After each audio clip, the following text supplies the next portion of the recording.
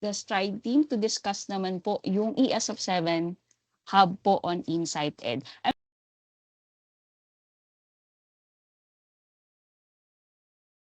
Okay, now, uh, I know familiar naman po tayo no dito sa interface na to ng Insight Ed. So right now I'm using a test school.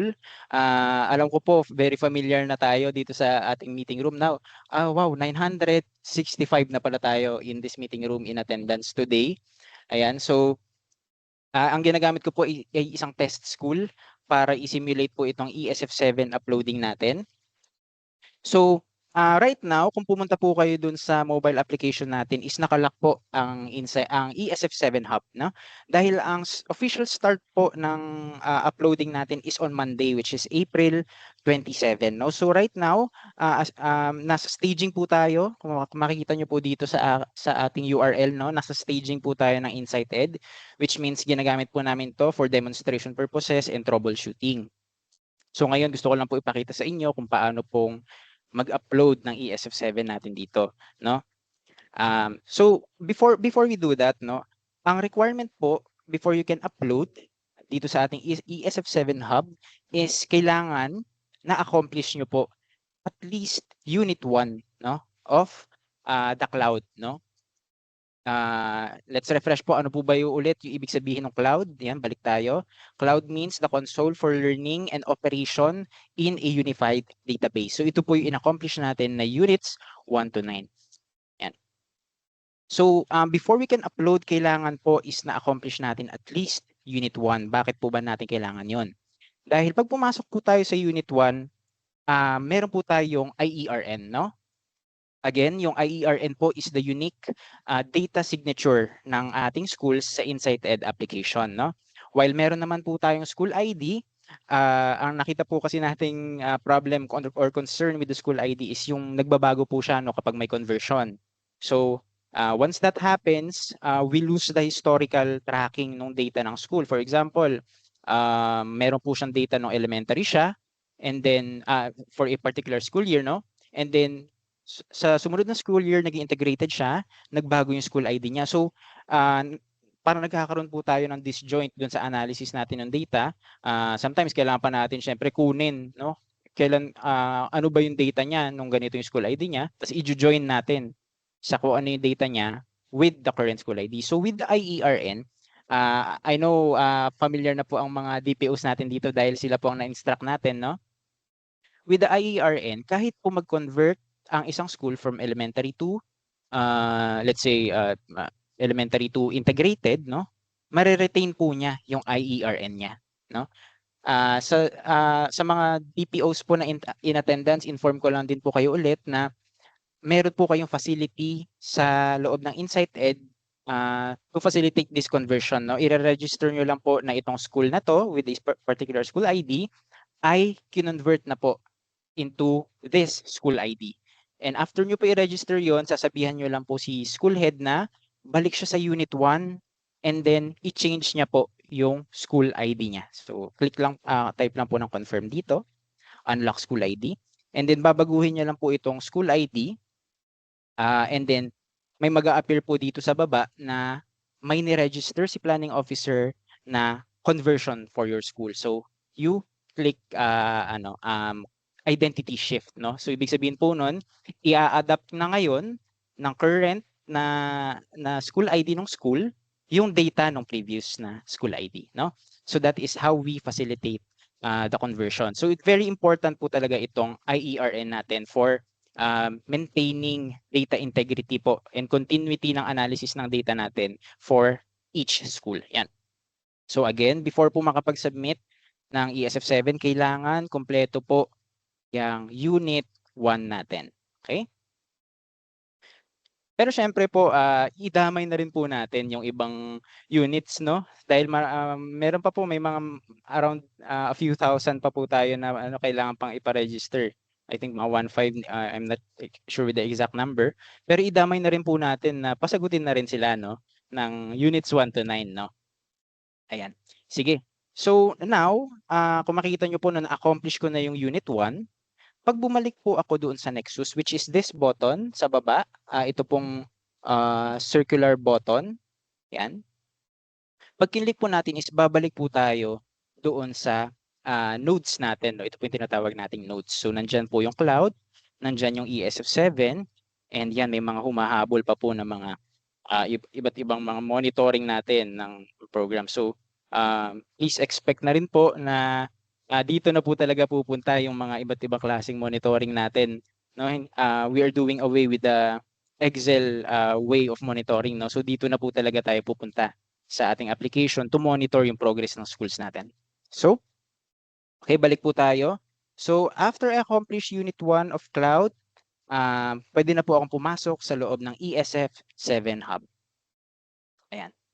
So, now, nandito na po tayo sa ESF7 Hub.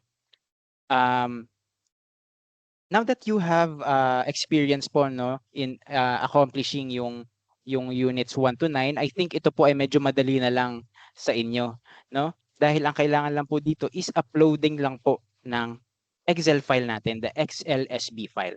Now, I think naging problem po ito before with the ESF7 collection na hindi po XLSB file ang ina-upload or sinesend ng mga schools natin. No? So, I think meron po yung nagsisend siguro ng XLSX file, which is the standard Excel file. Na may mga ganun po nagsisend, which is I think masyadong malaki po yung file size nun, no? Nung una po kaming tumingin is around times 10, if not times 12, yung size po ng Excel file as compared to the XLSB file. So, mahirap po siyang i-analyze, no? So with the InsightEd uploading tool, ayan, dito po sa kung saan tayo mag-upload ng ESF7 XLSB file, we simply click no itong box natin for uploading the Excel file, and then i-select lang po natin yung XLSB file natin, no? Again, dapat po nakikita nyo po yung type ha, Microsoft Excel binary worksheet, no? Iba po ito sa standard Excel file, no? So, ito pong XLSB file, ito po yung tool talaga for SF7 collection. Ito po mismo yung kailangan nyong i-upload. Okay? Hindi nyo na po kailangan mag-extract ng sheet or mag-download ng kahit anong sheet, no? As long as you accomplish the XLSB file, yan na po yung i-upload natin dito sa ating InsightEd. Okay? So ngayon, i-click ko po itong draft na test na S7 natin, and then click open. Now, right now, I am using a computer, no? Pero pwede rin po itong magawa using your mobile phones. Now, for example, gusto nyo sa phone po kayo mag-upload, ilagay nyo lang po yung XLSB file sa file storage ninyo. And then, pwede nyo rin pong i-facilitate itong pag-upload ng SF7. Okay? Now, as you can see, no, from the XLSB file, na-analyze na po niya yung contents ng ating file. And then from here, makikita na po yung name ng school head, kung ilan po yung teaching staff, kung ilan yung related teaching, and kung ilan po yung non-teaching. Okay? So, ibig sabihin po nito, within a matter of seconds, no? Na-process po ng ating application, yung XLSB file, to give the school head, no? I-preview ng kung ano po ba yung nandun, ano po ba yung contents ng XLSB file niya. So, bakit po natin to ginagawa, no? This is for accountability and verification purposes. Now, we understand naman po na maraming ginagawa talaga si school head, and baka, may lapses siya, no? Na hindi niya nakita na, ay, kulang pala yung nailagay ko na teaching staff ko, hindi ko nailagay si ganito. Or hindi ko nalagay yung non-teaching ko na, na admin assistant, no?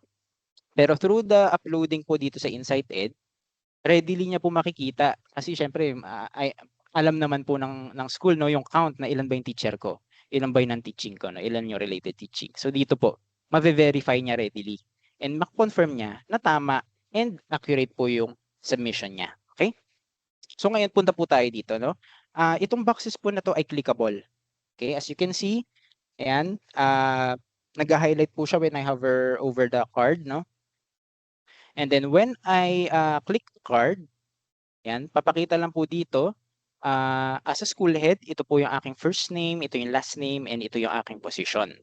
Now, before I can proceed with uploading or confirming, no, the submission of the SF7, kailangan ko po munang i-type yung confirm. Okay? This is similar po dun sa ano sa unit 8, I think. Sorry, unit 7 ng ating cloud, no? Na kung saan kapag sinabi nyo na ang water source nyo ay non-pipe, no, or natural, no, kailangan i-confirm ninyo na totoo yung submission ninyo, no. So this is for kumbaga may internal validation na the school head confirms na accurate po yung data na sinasubmit niya, no. So for example, dito sa school head, ito yung first name ko, last name ko, ito yung position ko. This is my fund source. I acknowledge and confirm na tama, no? So after that, I acknowledge and close. So mangyayari magkakaroon na po ng checkbox dito, which means kinonfirm na po ni school head na oo nga ako 'yan, 'di ba? That's my name and ito yung position ko and that's my ito yung fund source, no? Next, kapag sa teaching staff naman, ayan, may pop-up din po tayo nalilitaw, which lists the names po ng ating teachers, no, and yung position nila and fund source. Okay? So dito pa lang mako-confirm na ni school head kung sino yung hindi niya nadagdag, no? O hindi niya nalagay na teacher. Eh hahanapin niya sino ba hindi ko nalagay dito, bakit kunwari 51 pala yung teachers ko. Eh ang nakita ko dito sa Insight Ed 50 lang yung na-upload ko. Naku, may kulang akong isa. May kulang akong isang teacher. Sino ba 'yon, no? So dito makikita niya. So makikita niya po dito kung sino yung kulang niya, no? And pwede niya pa pong i-retract yung submission niya para kumbaga hindi pa po magdiretso sa system natin, no? So pwede niya pong i-withdraw muna yung submission niya, no? Kapag kunwari kulang po yung lumitaw na numbers dito, okay? Pero once okay na po, ayan, may first name, last name, position, and fund source. I think included na rin po dito yung mga LGU funded, no? In-include na rin po natin siya dito para ma-confirm talaga ni school head na ito talaga yung mga teachers ko.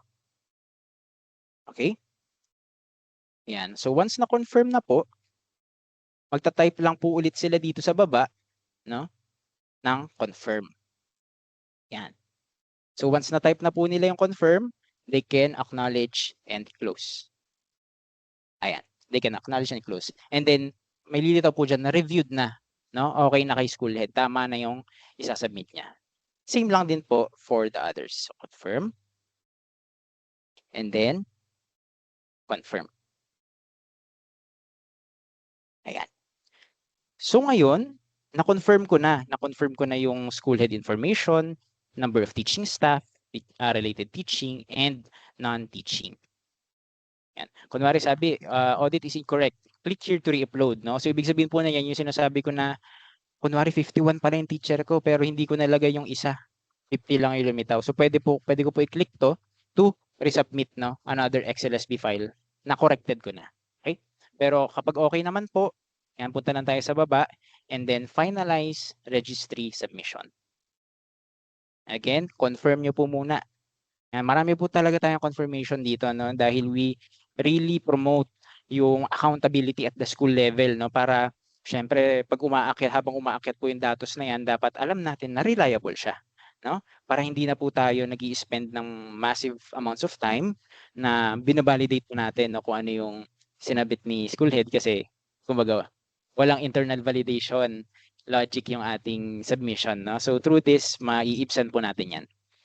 Okay? And then after that, yan, i-confirm na po yung submission secured. Okay? And then babalik na po siya sa Nexus. Yan, kung mapansin niyo po, no, 50%. Okay? 50% po ang submission. Bakit kaya 50%?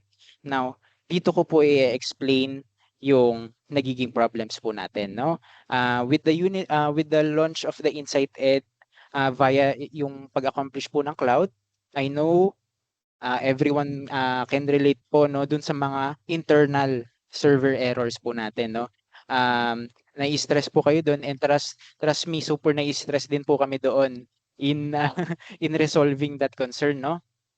Dahil explain ko lang po, no, kung bakit po nangyayari yung internal server error na yon.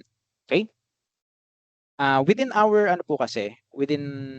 our submission scheme po dito sa ating Insight Ed, no, meron lang po tayong certain bandwidth, no, na kumbaga ang tawag po doon is maximum number of connections. na ina-accommodate ng ating database. Okay? Bakit ba may max number of connections?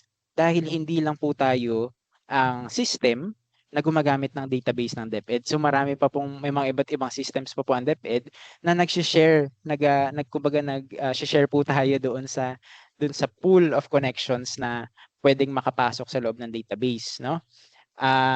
I think meron po yung one time na nagkaroon tayo ng face-to-face orientation. I think may several regions na nag-conduct po ng face-to-face orientation.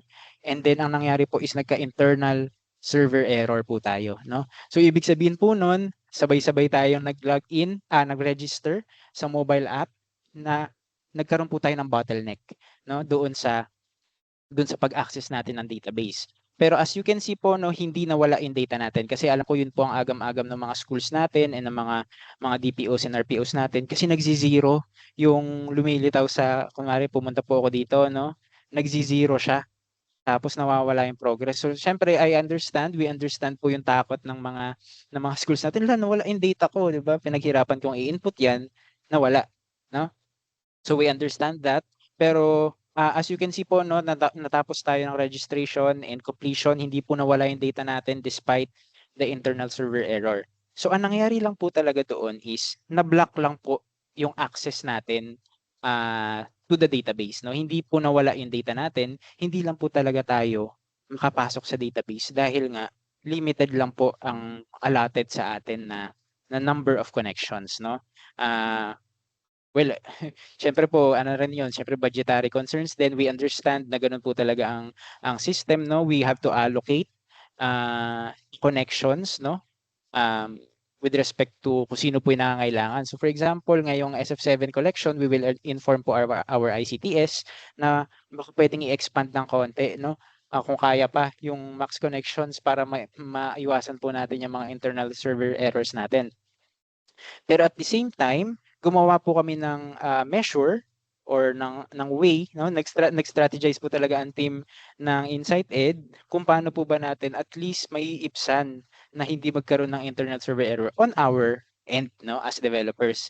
So kaya po 50%, no, yung ESF7 Hub upon submission ng school head dahil po hindi po ito dumidiretso sa database. Okay? Dahil imagine niyo po kung lahat po tayo ngayon sabay-sabay tayo nag-submit, nag-upload ng SF7, no? Alam naman na po natin na sobrang dami ng data ng SF7, no? Kapag sabay-sabay po tayo nag-submit doon, for sure, internal server error po ang may encounter natin doon, no? Makaklag po agad yung max connections natin, hindi po tayo makakapasok sa server natin. So ang ginawa po natin dito is kapag in-upload po ni school, no? For example, pag pumasok po ako dito, ayan, kung makikita nyo, queued, no? Ibig sabihin nakapila. Nakapila na po yung submission ninyo. Ang ginagawa po natin dito is by 12 midnight, no? Which is usually yun po yung syempre natutulog naman po tayo, 'di ba? Sana natutulog pa po tayo. Pero by 12 midnight, diyan po tayo magi-start na mag-process ng mga XLSB files na sinubmit ng schools, no? So right now nai-store po siya sa ating data hindi siya database, more like storage, no? Storage sa ating server as an XLSB file. Pero by 12 midnight, by midnight po, diyan po natin i-run yung script natin para ma-ingest siya or pumasok po siya sa loob ng ating database, no? So, yun po i-take advantage natin yung downtime na walang masyadong gumagamit ng system para po makapasok yung data ng school towards the database. So, again, queuing po yan. Queuing ang ginawa natin, nakapila po ng submission. So, ibig sabihin po nun, kapag successfully na-ingest na po, nakapasok na sa loob ng Postgres database natin, yung information ng school, ang lilitaw po dito is hindi na siya staged, no? Magwa 100% na po yan. No? So 100%. So tingnan po natin ano po ba yung itsura kapag kasi ito po ang 50%, no, queued siya kung makikita niyo dito. Ayan. So kapag 100%, mag-access po ako sa isang test account natin na kung saan naipasok na po sa loob ng database natin yung information.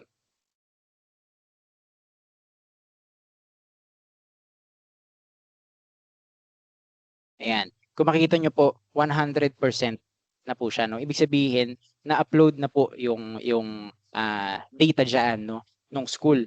Pero ngayon ko lang po na-realize na gumamit po pala kami dito ng actual na na SF7 just to test, no, kung mata-transmit sa loob ng database, no, which is successful naman po na transmit. Pero since this is a live meeting and baka may naka FB live po dyan, unfortunately I cannot show yung contents po nitong nasa loob dahil actual information po ito, no, ng mga personnel, no. So for data privacy purposes hindi ko po siya pwedeng maipakita right now. Okay? Pero ang makikita nyo po dyan is kumbaga same layout lang din po nung umpisa, no, nung nagve-verify si school head ng data, no, na name ng school head, kung ano yung position, kung ano yung fund source, as same goes for the teaching personnel, related teaching and non-teaching. Pero ang kaibahan lang po is pwede po siyang mag-edit ng information ng any personnel po doon sa loob ng ESF7 niya. So just in case po na nagkamali siya, nilagay niya male pero female pala yon, no, pero na-upload niya na sa Insight Ed at nasa database na po natin, no, para hindi na po siya mag-resubmit, pwede po siyang mag-edit, no, ng mismong data po ng personnel niya within the ESF7 hub, no. So ang ipapa-edit lang po natin doon is the personal profile, no, so that is yung syempre yung name, TIN ID, employee ID, birth date, mga ganun po, mga personal information. Yun po ang pwedeng ma-edit ni school head dito. So again, live po yun na like the units, no, units 1 to 9, na kapag change nyo yung information, live pupunta sa database. Same din po dito sa ESF7 hub natin. So again, i-summarize ko lang po, no. Pag nag-submit po si school head ng XLSB file niya, may store po yun temporarily sa ating storage, and then by 12 midnight hanggang magsiset po kami ng time kung kailan po yung ingestion period. By that time, ipaprocess na po yung XLSB file para mapunta na po sa database natin, no? So pag napunta na po sa database, magwa 100% na po itong ESF7 hub, and pwede na pong mag-edit si school head ng details ng kanyang personnel within the application itself, no? So ito po yung process natin na pinapadali natin yung buhay, no, ng school head, na imbis na mag-resubmit siya, no, ulitin niya pa yung ginawa niyang XLSB file, ida-download niya pa yung ganitong sheet tapos ibibigay sa central office. Dito na po siya pwedeng mag-edit ng personnel information niya, no? So yan po, sana po na-appreciate po natin yung ginagawa po natin, no, pinaghihirapan po natin na system, no, para ayan po hindi maipsan kumbaga, at least kahit paano yung pag-input ng school head ng mga data nila. Ayan, so that is for the ESF7 hub. Actually, 'di ba po, very lang, mabilis lang, no, as compared to the cloud, no, nung una nating in-accomplish si cloud.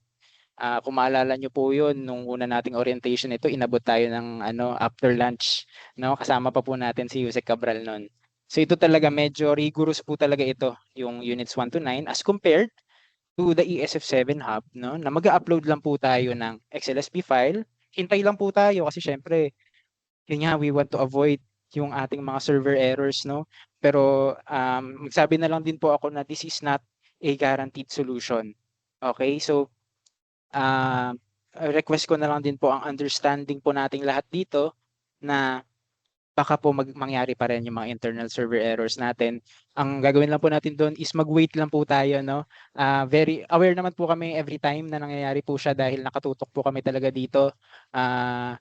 Actually, minsan nakatutok nga po kami dito hanggang madaling araw na, no? So nakatutok po kami diyan, nakikita namin, uy, nag-down yung system, nag-down na naman. So contact natin ICTS, mag-troubleshoot tayo, no? Pero again, rest assured po na yung sinasubmit nyo na data dito, pag nakapasok na siya sa system, okay na po yun. Okay? Hindi na po siya mawawala. Okay? Again, explain ko lang po na ang nangyayari po sa internal server error ay hindi po tayo makapasok sa loob ng database. Hindi po nawala yung database. Okay? Kumbaga nagka-traffic jam lang po doon sa loob. Ay sa kumbaga yung kung mako-compare po natin, para siyang EDSA, no? Para siyang EDSA sa peak hours na walang usad kasi hindi makapasok ang mga tao, kumbaga. Okay? So yun lang po, yun lang po ang sa ESF7 Hub, no? So uploading lang, and then once ma-ingest na into the system, the school heads can edit. Now,